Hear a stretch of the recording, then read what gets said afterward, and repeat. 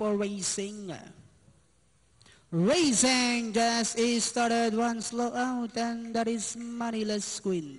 We have Brazilian Bay break quickly at the start. Material Ruler, Good Humor is done on the inside. Zerbay out of time comes next, then followed by Panahon Na, Treasured Sugar Free. Manila's Queen second less, while on this run is the early trailer by about 14 lengths of the leader. When going along for the first turn, we have Zerbay now takes command by about half length. Good Humor is done on the inside. Material Ruler is racing in third. Then moving upon the outside, out of time, Brazilian Babe in the middle portion.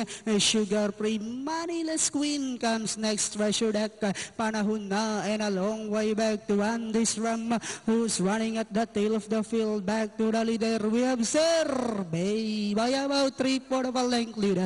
Good Humor is down on the inside. Material Ruler is racing in third. Then comes out of time, Brazilian Babe, Panahon Na. Manila's Queen comes next. Treasure Deck, then followed by out of time. Then next online now is Andy's Ram, and they are now entering the home stretch. The lead now belongs to Material Ruler by about 2 lengths.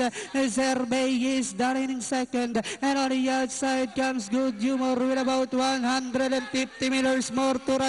We have Material Ruler by about 2 lengths, followed by Treasure That, Good Humor, and finally Material Ruler close. Treasure That, Good Humor, then comes Sugar Free, Brazilian Babe for your Penta.